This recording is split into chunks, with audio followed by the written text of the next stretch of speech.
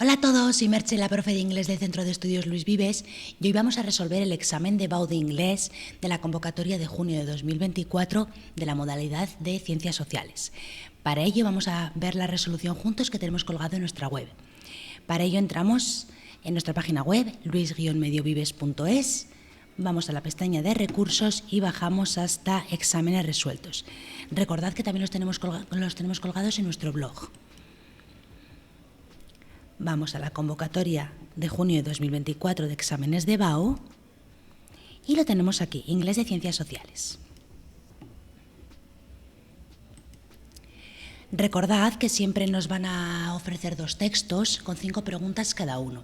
Tendréis que elegir uno de los 2 textos y las 4 primeras preguntas asociadas a ese texto, es decir, la pregunta de True or False, la pregunta de respuesta abierta de Open Answer, la pregunta de sinónimos y la pregunta de Use of English. Siempre las 4 preguntas asociadas a ese texto. Sin embargo, independientemente del texto que hayáis elegido, podréis hacer la redacción de la opción A o la opción B. Como podéis ver aquí en el archivo, tenemos colgado primero los exámenes tal cual, sin solucionar en blanco, para que lo intentéis si queréis, y después la solución que nosotros proponemos. Vamos con el texto que nos hablaba de una serie de mujeres ingenieras, de 3 en particular, Gladys, Marian y Larissa, y vamos con las preguntas asociadas a este texto. En la pregunta de True or False, la primera de ellas nos dice que Mrs. West, que ya vemos que se refiere a la primera de ellas, a Gladys, nos dice que tuvo que invertir mucho dinero en sus estudios en la universidad. La frase sería falsa. Y la evidencia la tenemos aquí, en esta frase que os hemos subrayado. ¿Por qué? Porque nos dice que su desempeño en el colegio, en el instituto, fue tan bueno que le otorgaron una beca para la universidad. Por lo tanto, no tuvo que hacer una gran inversión de dinero. La B nos dice que de Computer Scientist, la tenemos aquí, sería la última de ellas, Larissa, y nos dice, sufría de inattention, es como falta de atención, y tenía dificultades con interacciones sociales. Esta frase es un poquito ambigua, sinceramente. La respuesta la tenemos aquí, Larissa has autism and hyperactivity disorder.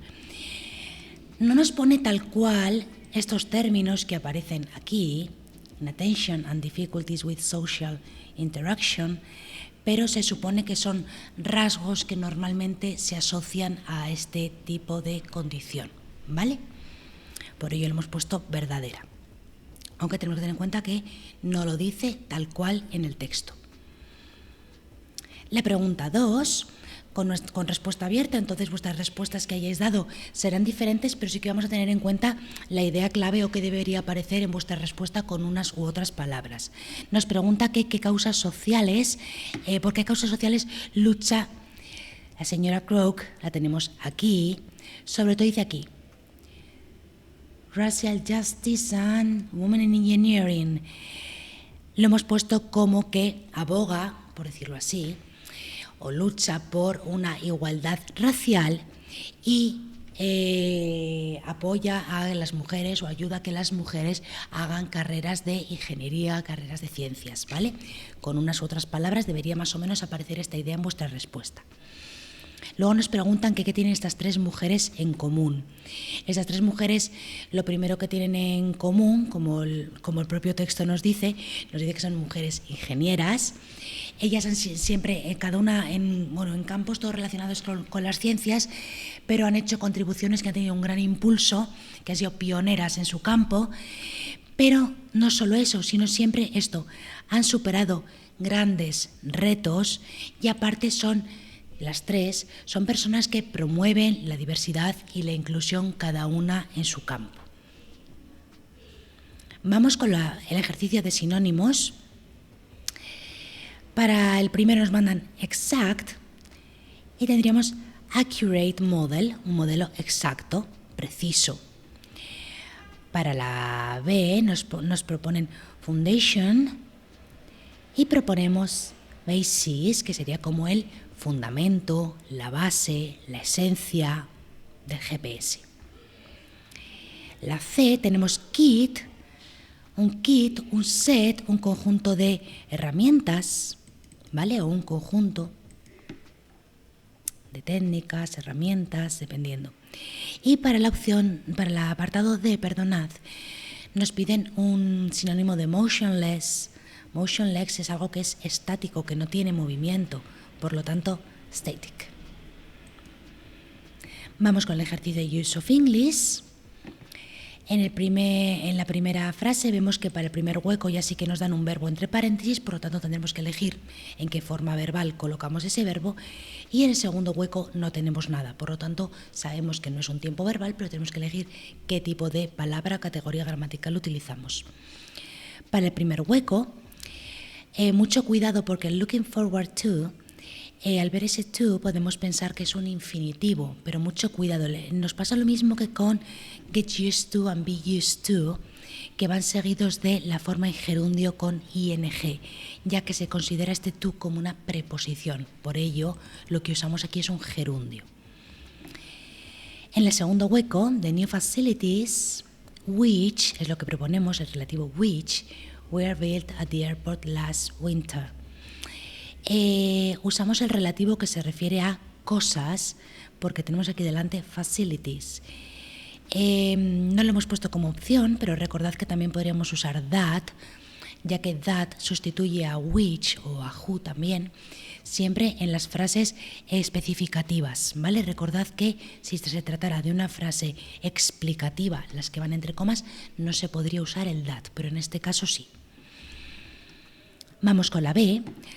En el primer hueco hemos utilizado una preposición, pero como veis no nos ponían nada entre paréntesis, por lo tanto, como siempre os digo, pues una preposición, un adverbio.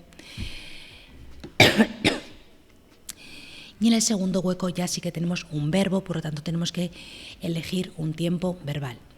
Para el primero hemos utilizado la preposición of, porque se utiliza be aware of. Es una construcción que aware siempre va seguido de la preposición of how technologies.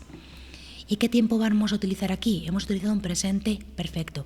Have changed the world lately. Lately nos indica que es un pasado reciente, ha cambiado el mundo últimamente. Por eso elegimos el presente perfecto, es este pasado reciente. Podríamos incluso utilizar un presente perfecto continuo. Have been changing. Ha estado cambiando el mundo últimamente. ¿Cuál es la única diferencia entre el presente perfecto simple y presente perfecto continuo? Ambas lo utilizamos para este tiempo, o bien que empieza en el pasado y continúa en el presente, o es un pasado reciente. La única diferencia es que cuando utilizamos el presente perfecto simple, hacemos hincapié o ponemos el énfasis en el resultado de la acción. En este caso, cambiar el mundo. Mientras que si utilizamos una forma continua, lo que hace, donde ponemos el énfasis en la duración de la acción, ¿vale? En ese gerundio que usamos en español, ha estado cambiando, en vez de ha cambiado. Vamos con la C, otra vez, en el primer hueco tenemos un verbo. ¿Qué tiempo verbal vamos a utilizar aquí? Pues muy sencillo, porque aquí delante tenemos una preposición. Y el verbo después de preposiciones siempre va en gerundio, por lo tanto, after working. No tiene otra cabida aquí, otro tipo de tiempo verbal. For a decade in New York, Mary, y nos dan el verbo offer. En este caso hemos utilizado una pasiva.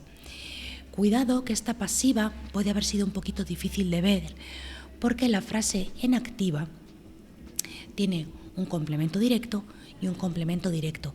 Recordad que en inglés la pasiva se puede hacer tanto con el complemento directo como con el complemento indirecto, y de hecho muchas veces hacerlo o comenzar la pasiva con el indirecto es mucho más común que con el directo, si es que hay ambos, por supuesto.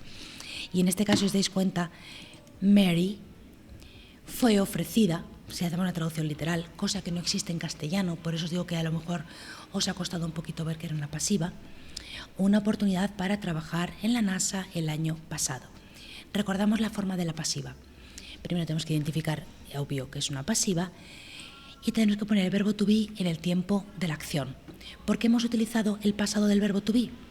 Porque aquí en la expresión de tiempo tenemos last year, así que ya sabemos que es una acción del pasado, que empezó y terminó en el pasado.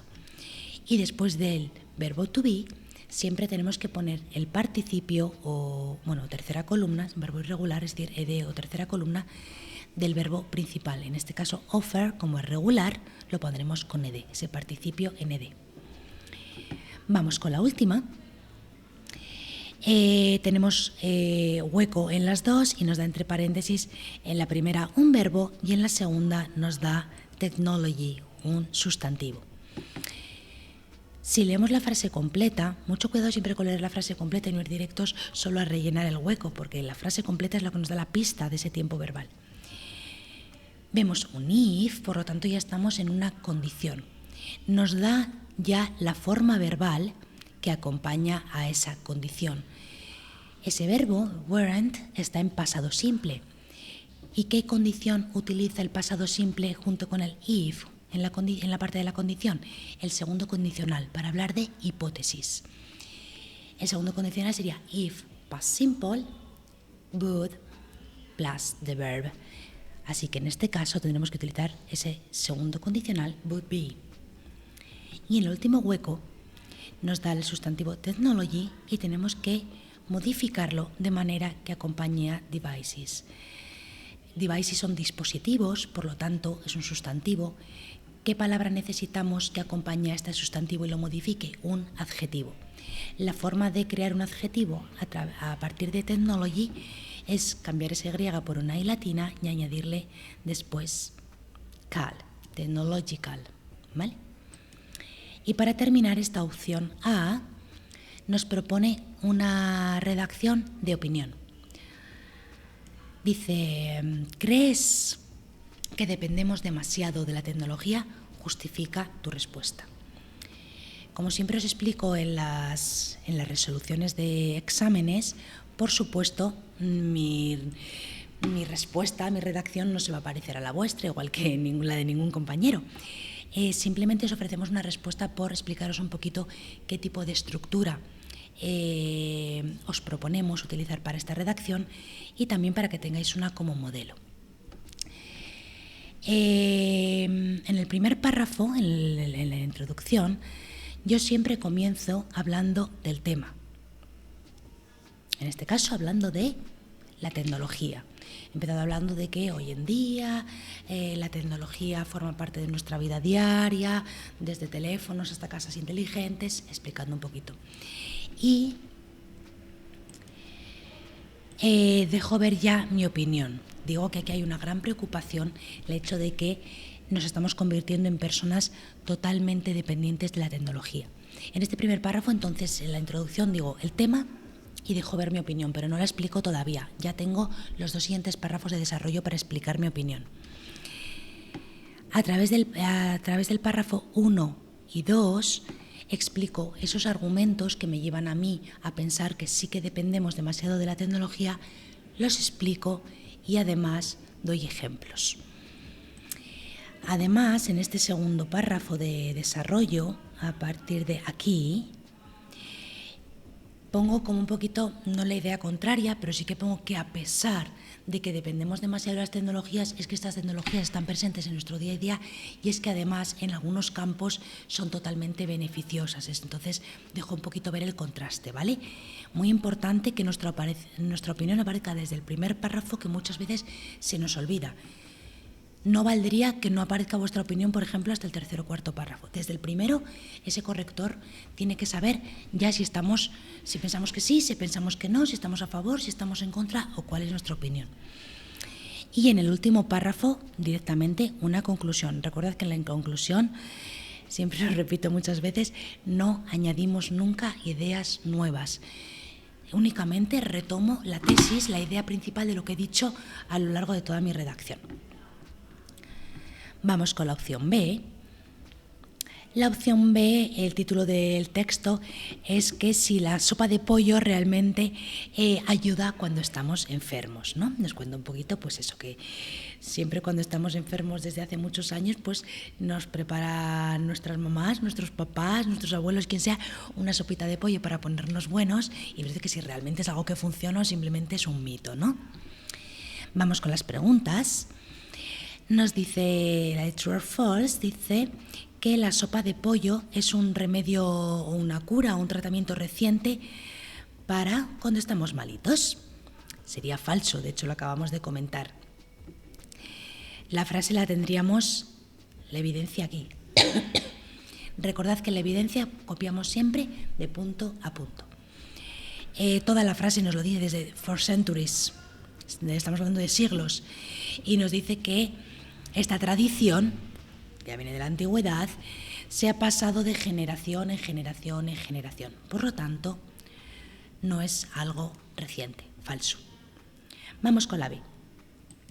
Cuando estamos enfermos, el sabor de la sopa de pollo nos hace tener hambre o sentirnos hambrientos. Sería verdad.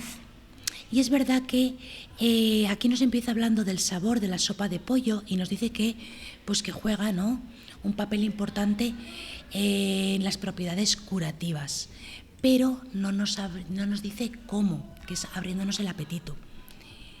Esa frase que nos abre el apetito no la tenemos hasta la última frase del texto.